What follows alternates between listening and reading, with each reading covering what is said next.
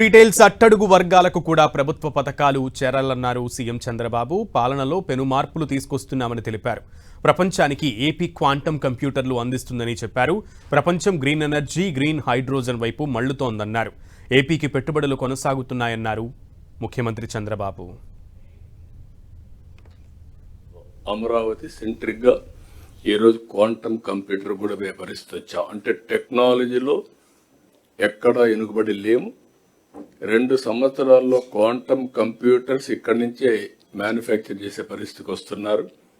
మనమే ప్రపంచానికి quantum computers కూడా ఇచ్చే పరిస్థితికి వస్తున్నాం.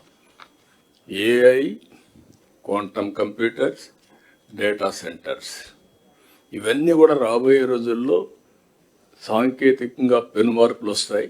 విశాఖలో ఐటీ హబ్ కింద గూగుల్ అతిపెద్ద investment.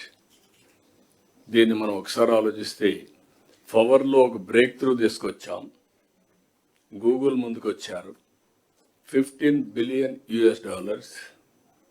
With data centre and AI పెట్టే పరిస్థితికి వచ్చారు. అంటే ఇది ఎకనామిక్ రిఫార్మ్స్ వచ్చిన తర్వాతనే అతిపెద్ద ఇన్వెస్ట్మెంట్ ఇది.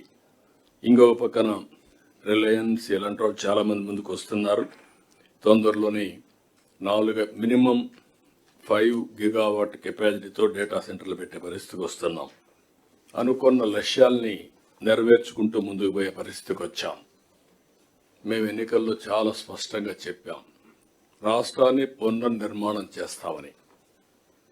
మళ్ళీ అన్ని వ్యవస్థల్ని ఘాటుని పెడతామని చెప్పాం.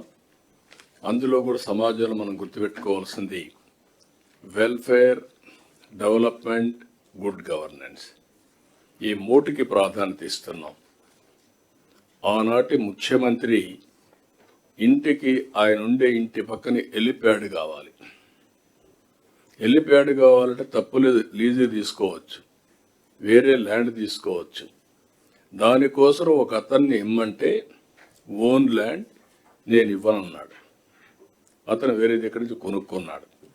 అలాంటి ల్యాండ్ ఇవ్వమంటే ఇవ్వకపోతే బలవంతంగా టేక్ ఓవర్ చేసి అతను ఇన్లేదు కాబట్టి 22A కింద పెట్టేశారు. అంటే ఒక ప్రైవేటు వ్యక్తి ల్యాండ్, సాక్షాత్తు చట్టాలు చేసే ముఖ్యమంత్రి, చట్టాలను అమలు చేయవలసిన వ్యక్తి ఒక ప్రైవేట్ ఆస్తిని 22A కింద ఇల్లీగల్గా పెట్టాడంటే ఇది